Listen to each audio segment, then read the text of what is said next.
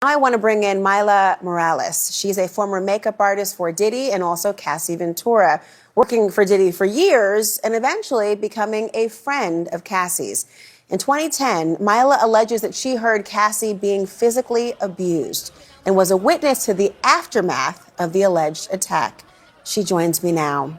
Myla, thank you so much for being here. This has been, for so many people, illuminating, infuriating, troubling, devastating. You can go down the list of things, but it's so difficult to speak about. I know. Being a witness of anything. Tell me how you must be feeling just knowing that this has even come to light.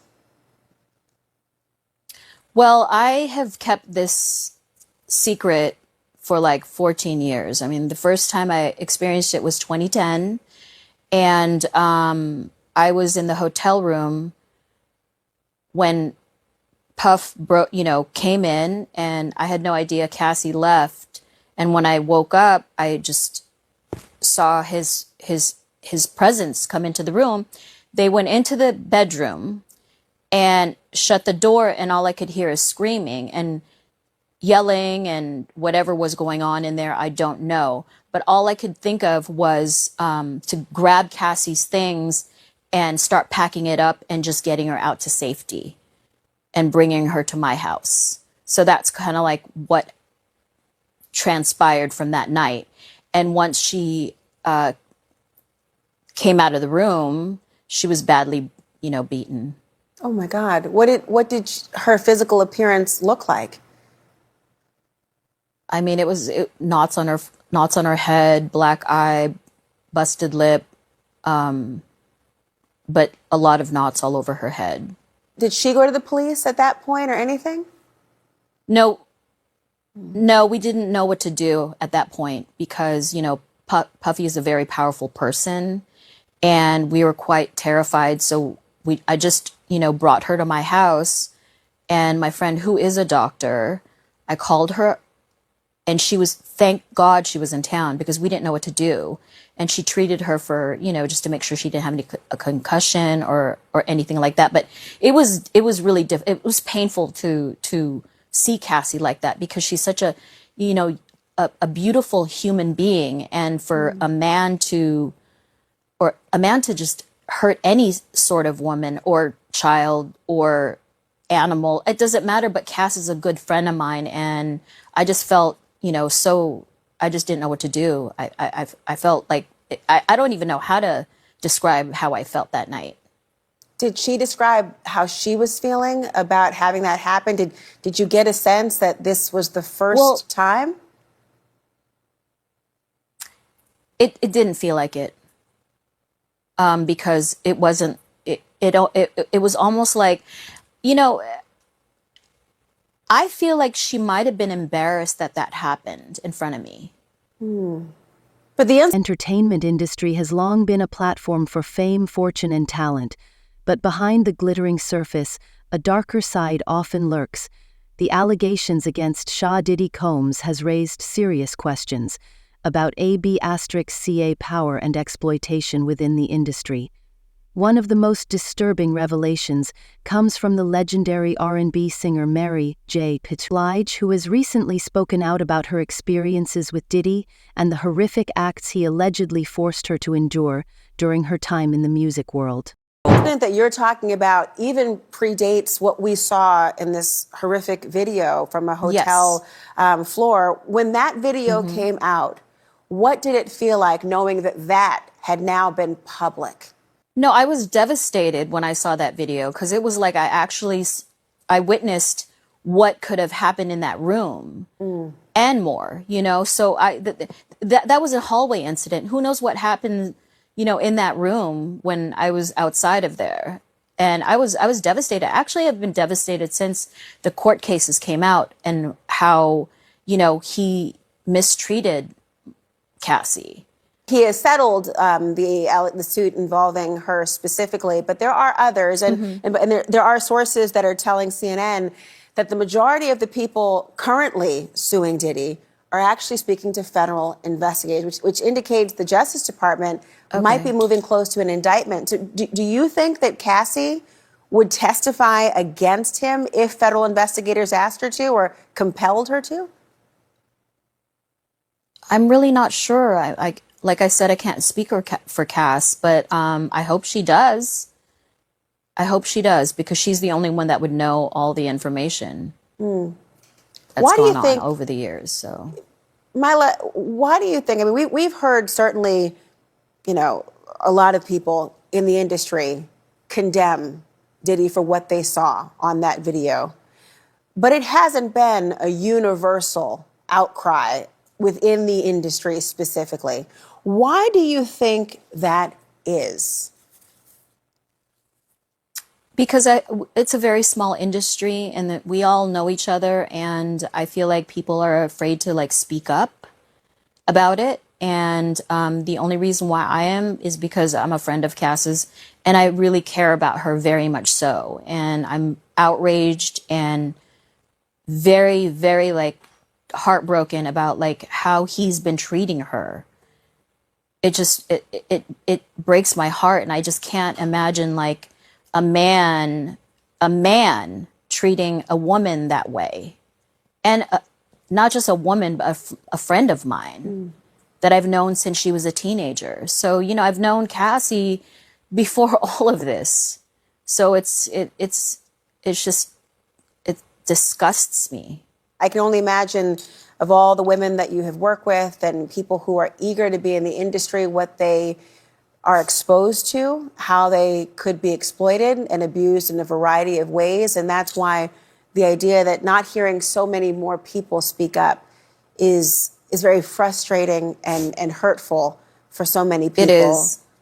It is frustrating and hurtful, even for me, because I watch, I know what goes on behind the scenes, and I just can't imagine why nobody's speaking up. I mean, everyone's just hush, hush, and quiet. I don't know, maybe they're scared. I mean, we've all been scared, so, I hope this is a turning point, Mila Morales. I think so. I really hope it is. Thank you so much for joining me I hope tonight. so. Thank you so much, Laura, for having me. She, who has always been open about her struggles with addiction, personal turmoil, and overcoming adversity in her music, has now shed light on the darker aspects of her early career for years. Diddy, a powerful figure in the entertainment industry, has been known for his influence in shaping the careers of numerous artists. However, the stories that have started to surface reveal a pattern of manipulation, coercion, and AB*C, particularly involving young female artists. The book details some very disturbing incidents of physical abuse that Sean Diddy Combs inflicted on his former partner, Kim Potter. In addition to his former partner's February revelations, a man named Rodney Little Rod Jones alleges in a federal suit that Sean Combs and his associates engaged in serious illegal activities. Jones had worked as a producer on Sean Combs' latest album, but also lived and traveled with him from September 2022 to November 2023.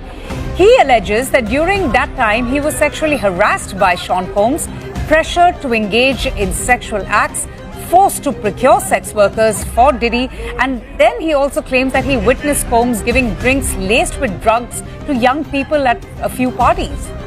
The suit further claims that Combs required Jones to quote-unquote record him constantly, which resulted in Jones obtaining hours of footage in which Sean Combs and his staff allegedly engaged in these criminal acts. Screenshots of these video clips were included in the civil suit, described as being from parties in which underage children and girls and sex workers were allegedly present.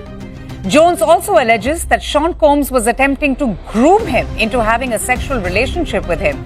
The lawsuit further claims that Sean Combs sexually harassed and assaulted Jones while he lived with Combs at their home in Florida, Los Angeles, and New York, as well as on a yacht that Combs had rented in the U.S. Virgin Islands.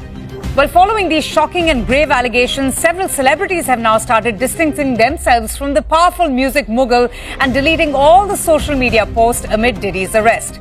Megan Fox, in fact, has deleted all her posts on Instagram and has wiped her ex, formerly Twitter account, leaving fans speculating that it just might be connected to the recent arrest of Sean Diddy Combs.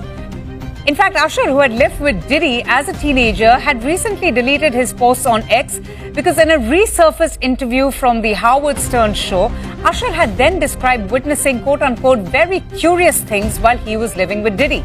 He said, and I quote, that I got a chance to see some things. I don't know if I could indulge and even understand what I was looking at. Usher further relieved during the interview that he was privy to a lot of things that he felt uncomfortable with. The sudden deletion of all of these social media posts have now fueled fan speculation online. Given the seriousness of the allegations, Sean Combs' legal battle is far from over, with the singer not coming home anytime soon. Diddy's act bad charge has now landed him in serious trouble.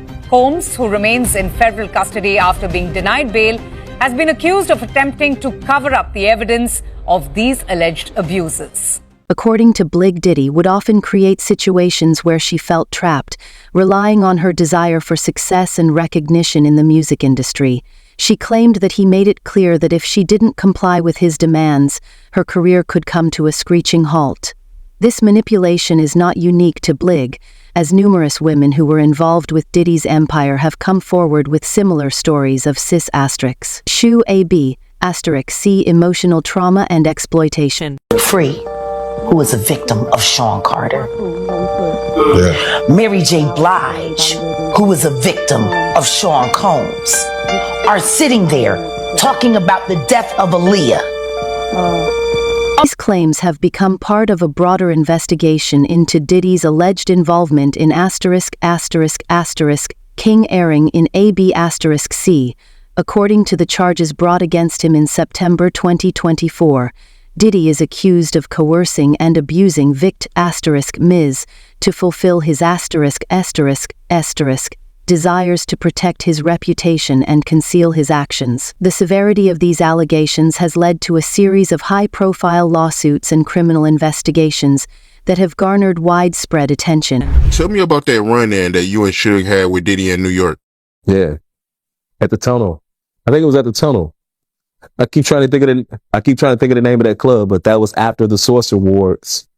After, if I can recall, I think after we were at the Source Awards, we went to the after party, and I think it was a Tunnel, and we was in that partying, and Suge somehow we went behind this, whether it was the back, like coming to the back of the stage. I just know there was like more like a VIP area. Nobody was in that area. But myself, Suge, Puffy, and Puffy's security guard. And, you know, they exchanged some words, but as I said before, it wasn't anything like where Puffy was like acting saucy or anything like that. Suge kind of had his hand on his shoulder, and I stepped in between them. And, you know, when it looked like he was going to say something, I kind of pushed him, you know, a little in between from Suge and between Puffy and myself. I got in between them, and it was myself, Suge, and Puff security. Was it about to go bad?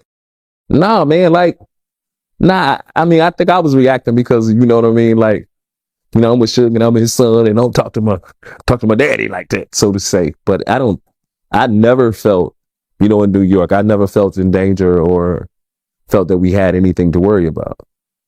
Never. And this is the same Social Wars where Suge, he got on stage and he took shots at Diddy, right? And you was on stage too, right? Yeah, I think this was after the Source Awards where he got on stage and he said, if y'all don't want to be around the dancers, the producers dancing all in your videos, come to Death Row. Yeah, behind stage on that. And when y'all was in New York for that award show, y'all actually met up with Misa, right? Nah, we didn't meet up with nobody. They came to us. You know, like I told you, Suge was like the president, bro. Like, that was the man that was moving around with hundreds and hundreds of millions of dollars and $100,000, $200,000 in a briefcase private jets at that time. So, he was just a magnet, you know what I mean? And, Suge would come, I wish I could remember the name of the hotel, but it was a penthouse hotel, big suite. And when Misa and them came, they came with, it's probably 6 or 7 girls, maybe more than that. But I can remember in that bunch was Mary, Misa, and either Devontae, baby mama, KC's baby mama, one of the Jodeci guys, like all of them used to hang in a clique real tight together. And to me, it's just like the same shit that go on. Like right now, it was kind of no different. It was just Mary J. Blige's revelations come amidst a string of legal battles Diddy is currently facing. One of the most notable is the lawsuit filed by Cassie Ventura, a former girlfriend and collaborator of Diddy, who accused him of years of abuse. This lawsuit, which was filed in November 2023, alleges that Diddy manipulated and controlled Ventura over a 10-year period, starting when she was just 19 years old. Though the lawsuit was settled for an undisclosed amount, it exposed a disturbing pattern of behavior that mirrors the allegations Blige has now shared. Going to where, at that time, Suge was the man. I was coming to his room and to chill with him, and we partied in the room, drink, big ass room. So yeah, it was that time. It was big during that time. So I'm saying. And all they baby mamas was ready to get it popping. Yeah, man. I ain't meet a baby mama that wasn't ready to go when Suge was ready. Like you better watch Suge. As close as I was to him, I watched him.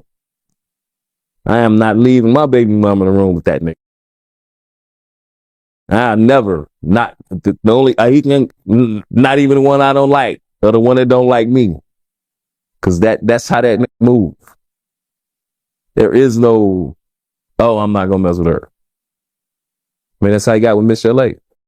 Oh, he got with her the same way, yo? I mean, you know what I'm saying? That was his boy Drake. I'm sure it was a little, I think he just fell in love with the sneaky link. He was in jail. It was easy. And you just being around Suge, you was knocking down some of the females too. You want me to say with Mary? You want me to say with Mary though? Stop this dialogue. I'm not finna get into that. I don't want no problems. I don't want no problems. My music going too good. I don't want no problems. But I mean, nothing I said was a lie. And all of that was during that same time. And this right here is definitely like proof. So we don't know. It might be some pictures to what I've already said that's coming forward soon. Where all those people was at the table, because I remember a photographer being there as well. I just don't know. You don't know what Suge have and what he don't have. Oh man, if that picture of you and Mary J come out, just y'all just being in the same space. Yeah, I mean, what do you think that's worth? I get that picture coming back. No, I'm just kidding. Yeah, no problems though. Even when I said it and I'll say it again, I kind of said it because I caught a lot of flack the way that I said it and some of the graphical things that I shared, being funny. But as I said before, no disrespect. Mary's a legend.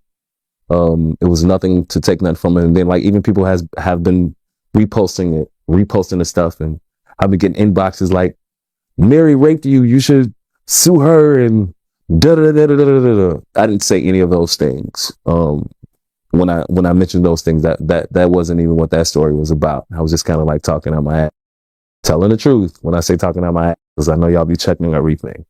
Everything that I said was factual, but I think everything is about being respectful, and I said somewhat in a disrespectful way, but y'all get the gist of it. And if you didn't, go get my books, Stranded on Death Row.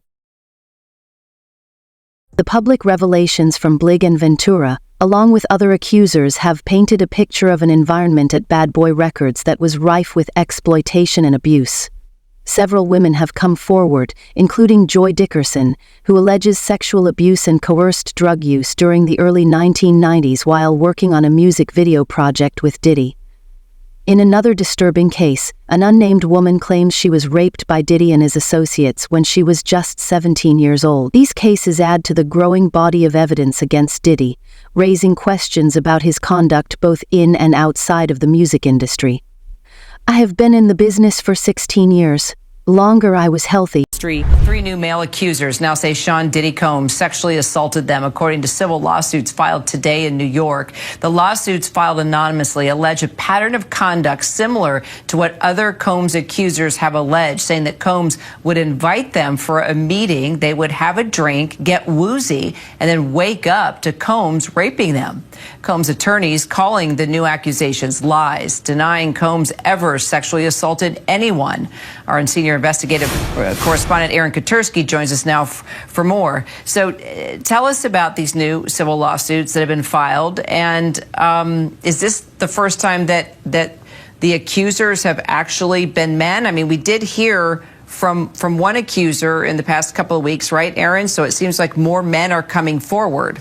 These aren't the first men to accuse Sean Combs of sexual assault, but they are coming forward as a trio filed by a plaintiff's attorney named Thomas Giuffre, who says he had more than 60 people come to him to ask about suing Sean Combs, and he only filed these three that he says he was able to vet. He says they followed a pattern of people coming into Sean Combs's orbit in one way or another, being plied with a spiked alcoholic drink, and then waking up to having Combs sexually assault them. Now, Combs, as you mentioned, Kira, has denied sexually assaulting anyone, has called these new accusers liars. One of the men worked for Combs, and he says that he went to a meeting arranged at a hotel where Combs was saying to talk about some kind of monetary payment for jobs that he never got paid for. That's when he says he was attacked. We will follow all the details and all the investigations because they don't seem to be going away. Just the lawsuits continued to grow. Investigative correspondent Aaron Katursky. Thank you, Aaron. The controversy surrounding Diddy is not limited to allegations of S**AB*C. He has also faced accusations of violent behavior, including a 1999 shooting incident at Club New York in Manhattan, where he was arrested and charged with multiple counts of illegal gun possession, though he was later acquitted of all charges. The incident raised serious questions about his behavior and judgment. Let's get right to it then. To be what you were doing in your team, y'all had to have seen some evil shit, like some pretty fucked up shit coming from niggas with money, I'm assuming.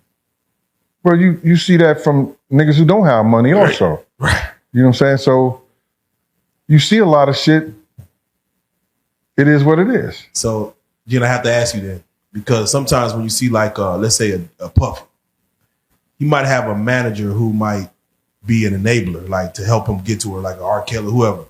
Then you have their bodyguards or security unit who might allow some things to take place. Might see it and just, hey, we're going to just allow it because, hey, it's the essence.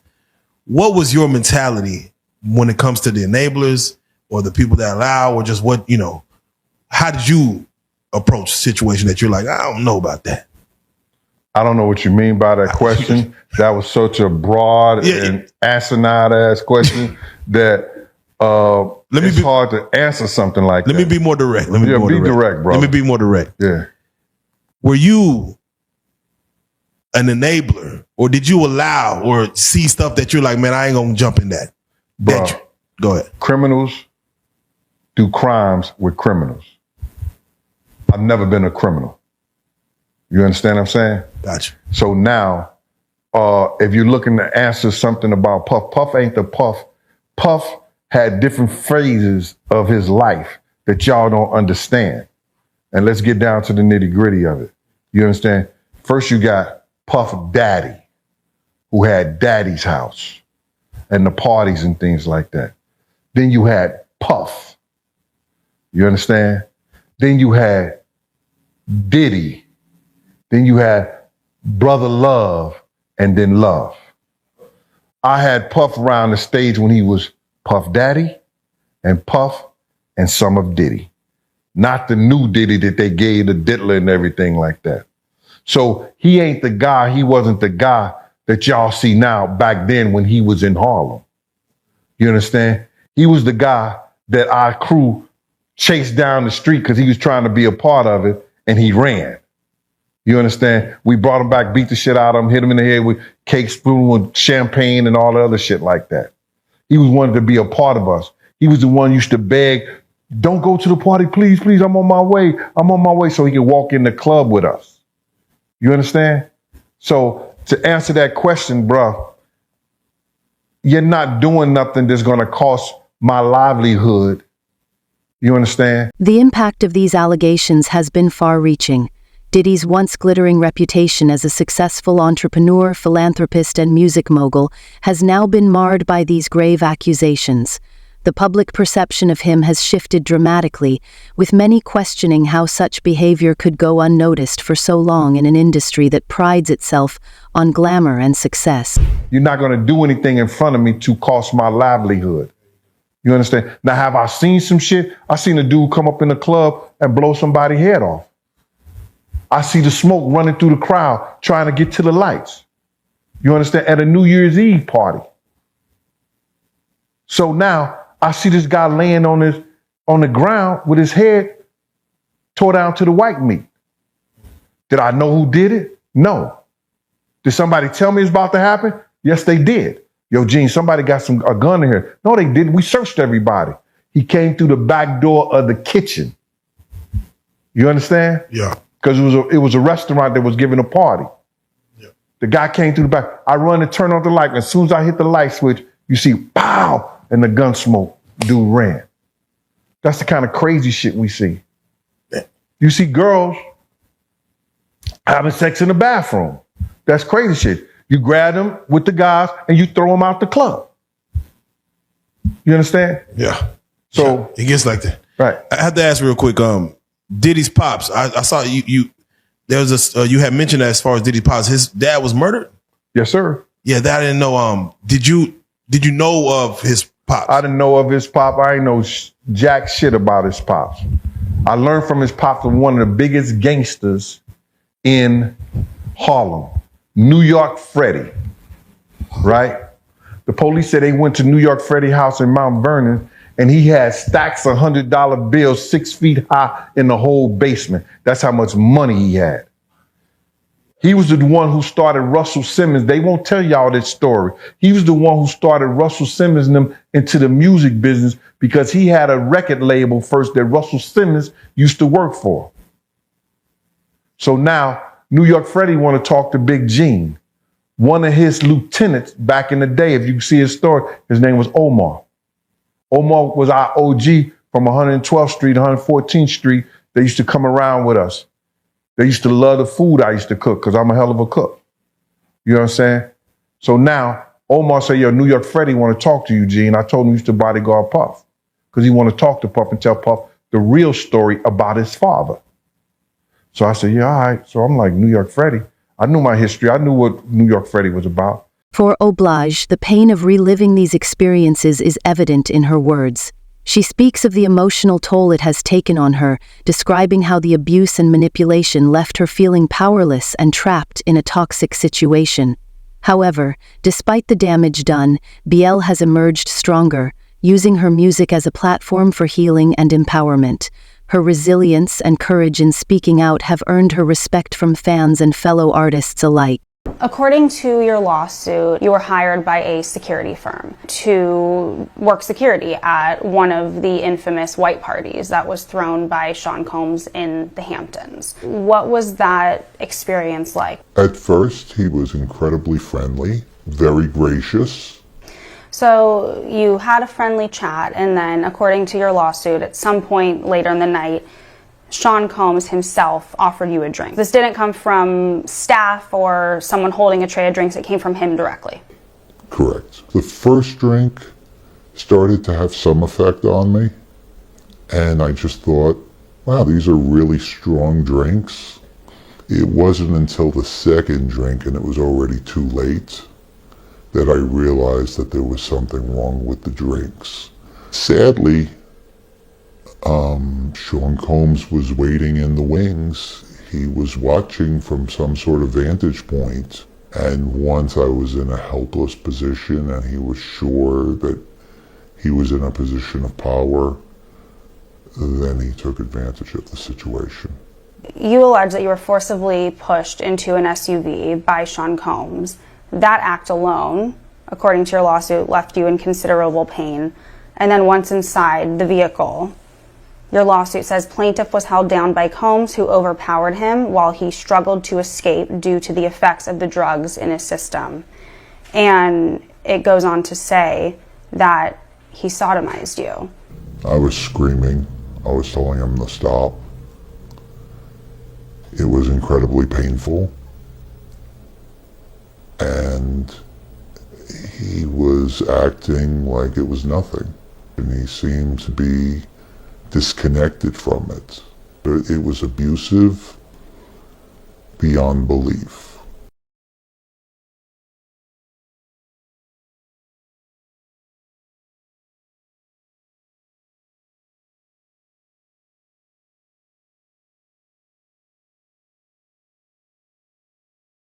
All right, CNN's Elizabeth Wagmeister, who's doing really amazing reporting on this subject, is here with your exclusive. What was it like to sit down with this man? You know, John, this was the first time that he has told anyone other than his attorneys this story. He, as you see, we concealed his identity. He filed his lawsuit back in October as a John Doe. He says that he wants to keep his anonymity because he wants to keep some semblance of his life private. But that's a difficult thing to do, to sit down and tell your story to a stranger as a journalist. So I asked him, why now? Why are you coming forward now? And he said that he did not know that there were other accusers of Sean Combs out there. He only found out from seeing news reports. And there was one report he saw that there is somebody who... The ongoing legal battles and investigations into Diddy's conduct are far from over. In March 2024, several of Diddy's residences were raided by the Department of Homeland Security in connection with an ongoing investigation. These raids, along with the mounting number of lawsuits against him, have led many to question the true extent of his involvement in these crimes. To the mystery of exercise. As the investigation continues, the spotlight remains on the women who have come forward with their stories. Their bravery in sharing their experiences has sparked a broader conversation about power exploitation and abuse within the entertainment industry. The Me Too movement has brought attention to these issues, and now, with figures like Mary J. Blige speaking out, the conversation is only gaining momentum. Alleged that they were 9 years old when they say that they were abused by Sean Combs. And this John Doe that I sat down with, he said, if a 9-year-old could do it, then I could do it. And it made him feel like he wished that he spoke out before because he could have prevented children from allegedly being abused.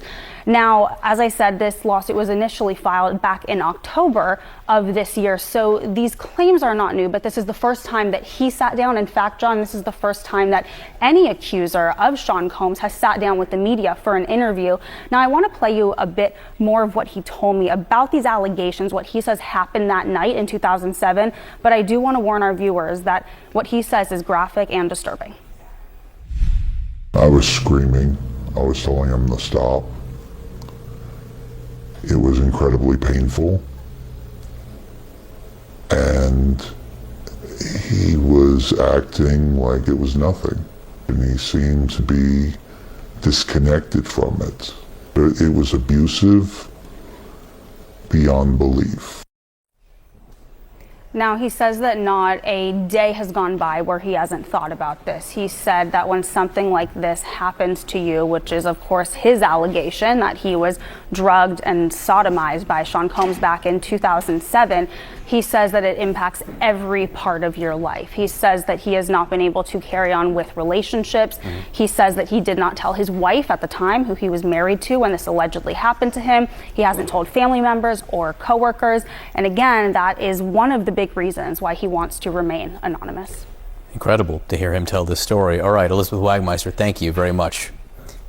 Sarah. All right, joining us now, CNN legal analyst and criminal defense attorney Joey Jackson to discuss more about this. All right, first of all, this is a civil lawsuit. Yes. It is not part of the criminal prosecution, but in hearing this, and now that he is coming out to speak, could it be? So we'll see. There's a lot that has to be unpacked, right? The first thing is remember, Sarah, that this was an amended complaint. Why do I say that, and why is that significant? It's significant because initially when it was filed in October, there was the indication that it happened in 2007, right? Learning, however, that P. Diddy was in St. Tropez then, so it could not have happened then. So it was amended to include, right, the year after, okay? That's a problem. There was also the indication initially that, right, he wasn't married, and now we're learning he is. Why do I say that? Because every case turns on its facts. So if you're going to determine, right, it's a civil case, it involves monetary damages, not criminal, you're going to assess the credibility of it. Now, attorneys for, of course, P. Diddy are going to have a field day with that, of course, because when you sit down with your lawyer, you verify. Your lawyer doesn't say, oh, that's what happened. Okay. You verify it. You vet it. You ensure that it's factually accurate. And so, therefore, I think those two distinctions are going to be very important. Would you have not known that you were married at this time? Would you have not known? Should you have shared it with your spouse? Potentially not. It's embarrassing. The allegations against Diddy are a reminder that fame and success do not protect individuals from scrutiny and accountability. As the legal process unfolds, it is crucial to remember the victims, most of them who have been affected by these actions, whether they are artists like Blige or others who have not yet been named. Their voices are central to the ongoing fight for justice. But did you know you were married at all? Did you know where you were, when you were, etc.? So it's a question of fact, and I think it'll be vetted certainly by criminal investigators to determine whether or not it's useful, and then it'll be up to the judge to determine whether it is admissible. I am curious about something. He told our Elizabeth Wagmeister there that he'd not told anyone about this until he spoke, I think, to his attorneys. How difficult will it be to prove this? So what ends up happening is that, you know, there's a lot of embarrassment and a lot of shame, right? And there's a lot of sensitivity as it relates to victims. And sometimes you have a victim, and it's called recent outcry information, where they'll say something to a friend, I can't believe it. That's powerful evidence. In some circumstances, there's humiliation, and they don't. And there are experts who will testify to that. On the issue of proof, however, there's the indication that a celebrity was present. That's according to this particular victim, Elizabeth doing an excellent job in that interview. But there was the issue of, hey, there's a celebrity present. Does that celebrity come forward? There's the indication that he told his supervisor, he being the victim who worked for a private security company, telling his supervisor. Will the supervisor come forward? Did anybody else know? So these are all questions of proof. And to the extent that you have corroboration, meaning it's not just you, there's other people, it's easier to establish your claim. And speaking of this idea of shame that victims often feel, this victim has not wanted to be named. He is not named in the suit. He is still a John Doe. How long can that last? Because at some point, right, that has to change, correct? So, yes. So, Sarah, it's up to the discretion of the judge. And what the judge does is a balancing test between your right to privacy, intimidation, humiliation, a number of other factors, right? To what extent could you be retaliated against, et cetera, versus the public interest. And also, right, the party you're suing certainly has an interest. And so a judge will assess various factors, weigh those factors, and make an assessment as to whether or not the John Doe continues or it ends. Joey Jackson, it is always a pleasure. You always get through all of the hard details with us, and I really appreciate it. Pleasure's mine. Good to see you, Sarah. Good to see you. While the full truth may take time to surface, the courage shown by Blige and others is undeniable. They are speaking out not just for themselves, but for the countless others who have suffered in silence. Their stories serve as a reminder that no one, no matter how powerful or famous, should be allowed to exploit others without consequence.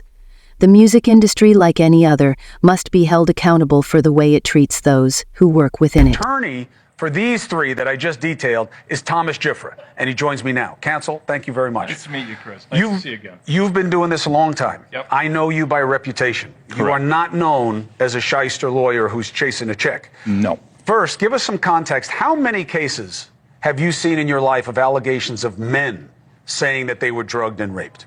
Very few. I have seen less than 10. But here's a fact. 9% of all rapes in the United States of America are men. 9%. So it's low. And that's only what we know about because, again, culturally, nobody wants to come forward. Women don't want to be shamed by the process. Right. Men have even additional layers of some perceived shame. So why did you believe in these cases, and why didn't you believe in others that you were presented with? Well, the thing with a abuser, a sexual abuser, is they follow a pattern. They fall to type, and you become very clear on what that pattern is, particularly a serial sexual abuser. And these cases were all identical in the facts, identical in the story. It was beginning, middle, Conclusion. They know each other? Boom. None of them knew each Did other. you have them meet? No. Did you have them coordinate stories? No. No. Do you think they had any contact with each other before they came to you? Absolutely not. And when you were talking to them, well, first, the ones that you didn't take, why not? Stories didn't make sense. Stories didn't fit the pattern. Stories were not credible. I mean, this is my 30th year as a lawyer. I've tried over 100 cases. I can assess whether somebody's story is credible. And if I don't believe it, I'm not going to put my name on a pleading, sign it, and file it in court. I'm not doing that. And that's what I did with the 60-plus cases that I rejected. And this is not really your area of expertise. If people look you up, celebrity lawsuits is not really where you make your bones. Why this? Well, I was involved in the Weinstein litigation. Right. I was involved in the Paducah litigation. I was involved in the Hayden litigation. Who work within it. This because it's important. I think it's important for people to be heard, have their chance to get the power back. Because sexual abuse, sexual assault is about one thing: taking power, humiliating, demeaning a person and a victim. It has nothing to do with sex. And so I think it's important. I think it's important to get the word out. I think it's important for men to feel, hey, look, I can come out and be heard just like a woman could. And the defense that, look, they knew what they were getting into. These are regrets. They went there, they partied, and now they see a pocket. No, I don't think so. One, my client was... Were they gay men? One was bisexual, the other ones were not. And they were going there. The client was bisexual, worked for Diddy. Diddy owed him money for doing errands for him and being his step and fetch, for lack of a better word. And I think it was a power move. It was a clear power move because this guy had the nerve to come to him and say, you owe me money. And so Diddy said, come on to the Intercontinental Hotel. He gives him the drug, knocks him out, sodomizes him. And I won't use the term that my client used, but I will... He said he tried to turn me into his B word. And I think it was a clear power move on each and every occasion. I think the ones that took place in the Park Hyatt, that wasn't partying. My client met him at a nightclub in the city here with a music producer. He didn't think he was getting into that.